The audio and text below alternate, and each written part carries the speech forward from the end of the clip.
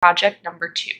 And for this project, the inspiration is kind of like a date night jar or positivity jar, something that is going to be a little bit of a multifunctional piece. So it's a gift. I want it to be kind of like a decor piece for the house.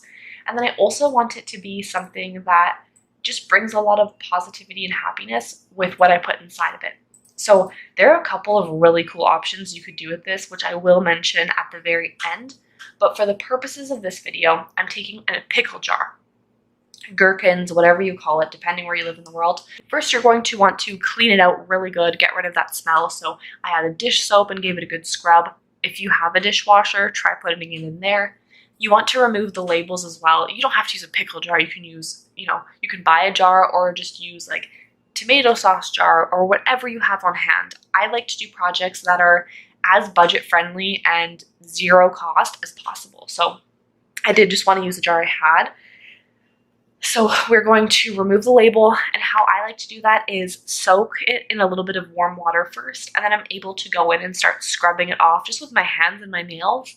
And then I can go in with some dish soap, rub it on there to get any of that sticky residue off. So that's how I like to do it. There's a bunch of ways to remove the labels though. And then I let it fully dry, and this is what it looked like the following day. So I'm going to go in and paint the lid because, the yellow bright lid isn't quite the vibe I'm looking for with the best before date on it. So I'm going in with some black acrylic paint that I picked up at the dollar shop and just a little sponge brush. And instead of painting it by just wiping it on, I'm going to dab it on as much as I can with the sponge. That way I get more coverage and I don't have to do as many layers. So I really wanted it to be a thick, full covered. So I did try to just paint it and it just wasn't working. So the dabbing, highly recommended, especially on a jar. So I went in and ended up doing 2 coats on that for the night. I did let it dry a little bit and then went back in about 30 minutes later and did the second coat. So this part I did at nighttime. That way the next morning when I woke up, here we go, this is the next morning, I had it and it looked really nice. It actually looked kind of like chalk paint, that very matte look. I was a big fan of how it came out. So this is what I have now, and we're ready to start designing our decal. So next we're going to hop on over to Cricut Design Space and start designing. Perfect. So I'm just wanting to put a cute little saying on here. So I'm going to hit the text function on the left-hand side, and I think I'm going to type out jar full of love or something like that. Yeah, that sounds good. Okay. So we're going to do that, but I want to do 2 different styles and fonts. I want the love to be in a different color as well, so it really stands out. And I'm going to fiddle around with the fonts a little bit here until I get the one that I really like. Perfect. So I played around with that a little bit and I like the way that's looking. And again, I am a very visual crafter, so I like to change the color to be the color of the vinyl that I'm going to be cutting it on. And then this way my Cricut machine knows to cut it out on 2 different cuts. That way it understands that I'm using at least 2 different kinds or colors of vinyl. Perfect. So I'm sizing it out now, and then I can go in and hit make it. Was that not the easiest decal I've ever done on a tutorial? Probably. Okay, so now we're going to hit continue. Make sure to set your materials, whether it's on your actual Cricut machine or on Cricut Design Space under the materials. So I have added my vinyl to my Cricut mat, and I am loading my mat into my machine. I like to use a lot of scrap vinyl, so if you're wondering why my vinyl doesn't look perfect 12 by 12, that's why. I just use scraps, and then essentially my projects are kind of in a way free, or if not very, very cheap, because it's just vinyl that would be thrown out anyways. Not specifically these large pieces of vinyl, but sometimes, I'm pretty sure actually later in this tutorial, you will see me using very tiny scraps of vinyl to cut out on my machine, and that's just because I don't like wasting it and I like being budget friendly. So when you're pulling vinyl off the mat, it's really my favorite way, I guess, to flip it over and then you pull the mat away from it. So you kind of bend the mat a little bit and pull it away, and that way your decal doesn't bend and kind of crease. Okay, letting it cut out and do its thing. and then again flipping it over and removing the mat from the decal. So like I just mentioned, I love using scraps, so I cut out really close to the decal with my scissors, and then the remainder I put in my little scrap box to use for another project. So now we're going to go in and weed this vinyl. This is permanent vinyl, so we don't need to worry about sealing it, but you can use things like Mod Podge later on or some type of sealant if you really just want to make sure it's going to be on there good. But I am using permanent vinyl and I don't need to worry about that today. So I'm going to start weeding it. And really what that means is I've kind of mentioned a couple times, but if you don't know what weeding is, it's just really removing the parts that you're not wanting on your decal. So any middle parts of the letters, and then we're removing just any parts that we're not needing and leaving just the letters. Perfect, so that is done. Okay.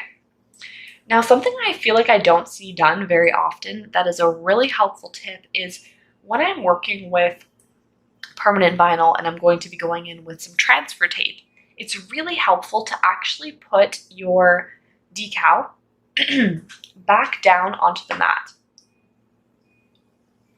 And the reason for that is I stick it down on the mat like this. This way it doesn't move around. So when I go to do the transfer tape, it's really easy for me to apply the transfer tape, use my little scraper to get it on there and pull it off without it moving out and about and all around. So I find this a really great hack, and it really helps me to just have a steady hand when I'm doing my crafting, and especially when I'm layering vinyl, but just in general when I'm working with transfer tape.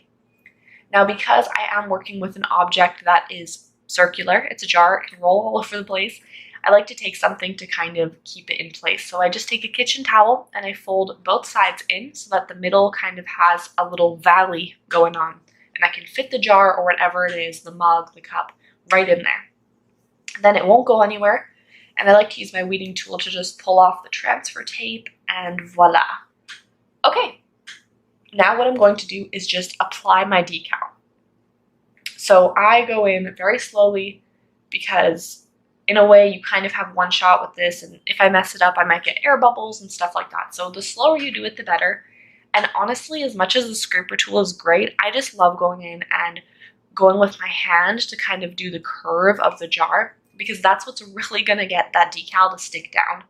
Again, the scraper is really great, but I find I get a much better, result when I go in with my hand and push it down with my fingers. So I go over each letter with my fingers, and then I'm able to pull the transfer tape off.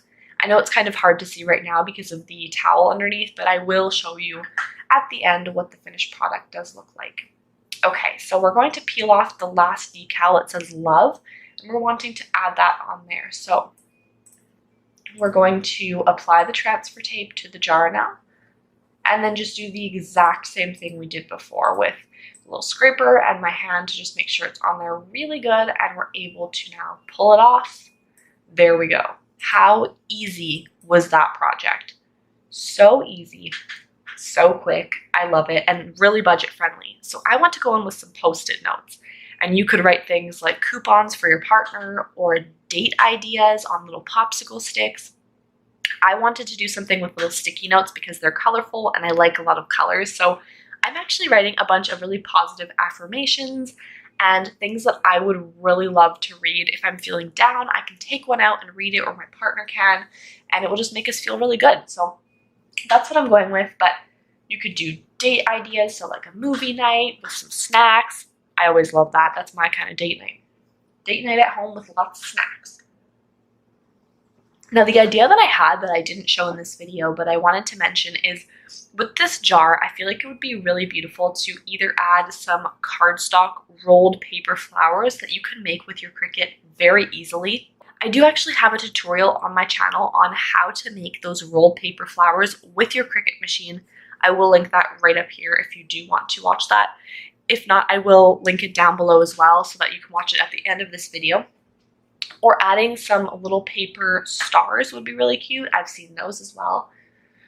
But for this one, I'm adding some really colorful sticky notes. My daughter wanted to include some little drawings as well, which will always brighten my day, so I included those in. So I'm just putting them all in, and I just think it looks so cute. Now you could go in with some really pretty cardstock and make these, but I wanted to make it as budget friendly and use what I had in my home. So Post-it notes it was, and look how cute this turned out.